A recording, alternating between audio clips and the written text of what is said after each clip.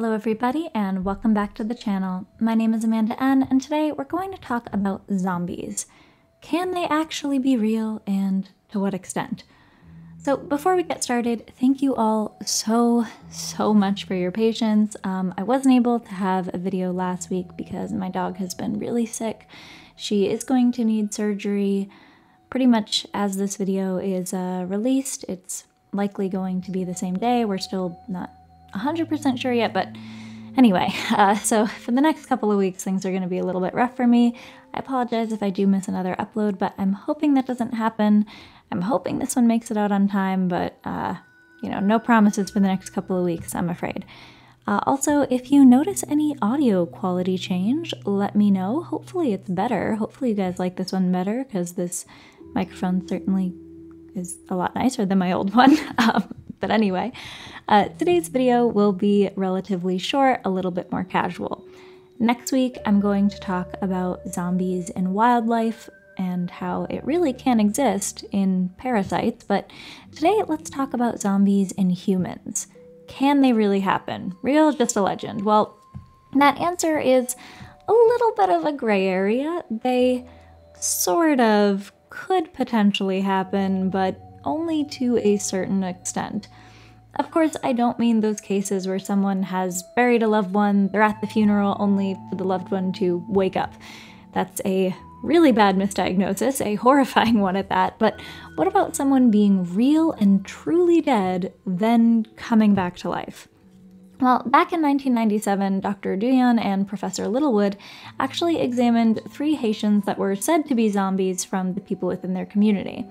According to Medical News Today, one was a 30-year-old woman who had allegedly quickly died after falling ill. Her family recognized her walking about as a zombie 3 years after this event. Another was a young man who died at 18, then re-emerged after another 18 years at a cockfight. The final case study concerned another woman who died at 18 but was spotted again as a zombie 13 years after that event. Now, each one of these cases has a medical reason behind it. The first person has catatonic schizophrenia, the second had brain damage and epilepsy, and the third person just had a learning disability, so I'm not sure where they get zombie from. Still, the researchers explain that having a poor memory tended to be what the Haitians used to identify the zombies. So perhaps if this person's learning disability meant that they had a poor memory or were a little bit sluggish, then perhaps this would have been the reason for that. Now, Cotard's syndrome, which again could make a really interesting video all on its own, can also make someone act like a zombie because they believe that they're already dead. So they'll literally walk up to you and say, "Hey, can you put me in a morgue? I smell and I'm dead." That has happened. But physically speaking, zombies can't really happen, at least in the way that the movies depict them. If they're really dead, like truly dead zombie, was in the ground, emerged from the ground, you see the hand coming up out of the graveyard kind of zombie, they'd be rotting and pretty much unable to hunt someone down. There's no way that they could be chasing after you because their bodies physically wouldn't allow them to do that. Eyes are one of the first things to go for a deceased person, so they wouldn't be able to see you, let alone be chasing you down like this. So if they're still alive, let's ignore the very implausible, well, just physically impossible nature of a dead coming back to life zombie. Let's look at the implausible, they're being controlled by a virus, kind of like rabies. This does seem more possible, even if unlikely. This would ultimately happen by some kind of gene editing.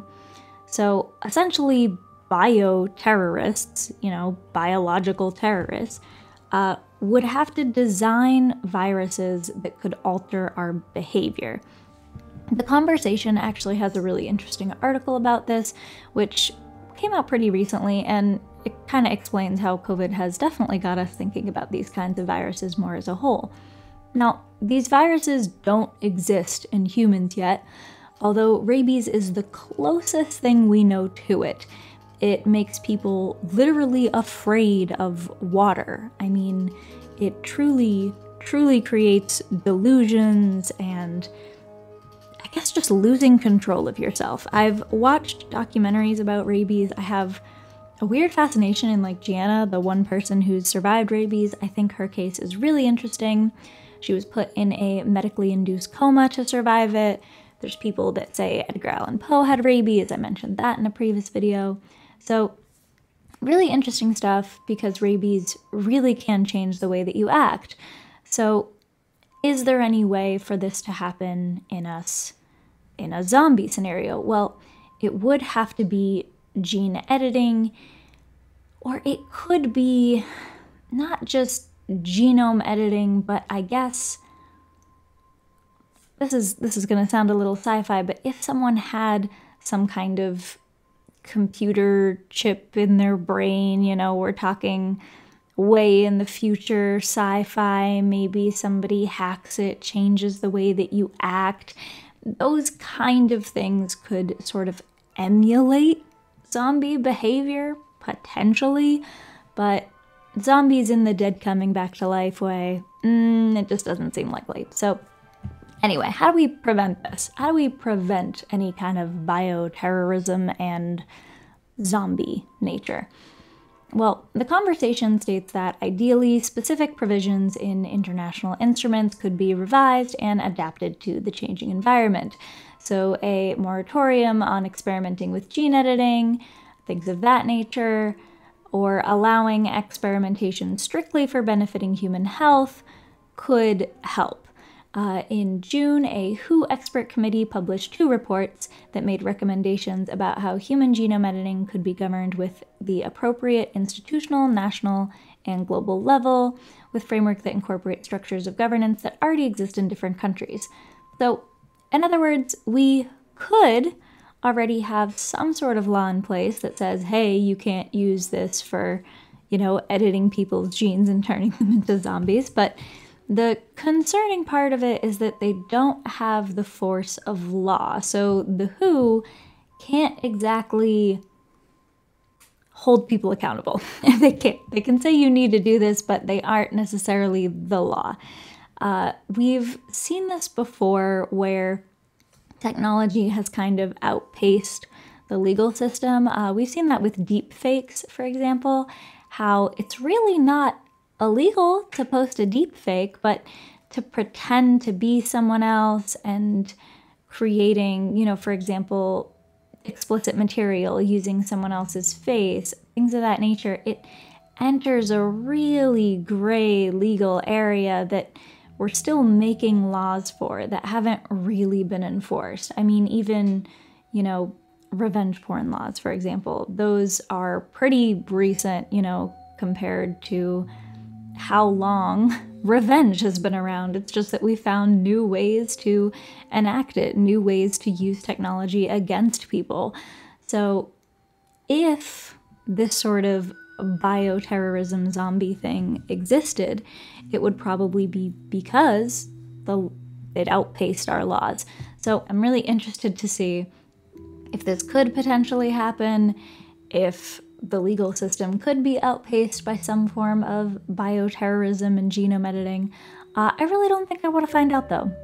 Really would rather not know that. But anyway, let me know if this episode interested you guys, if next week you're interested in seeing that insect-parasite zombie relationship.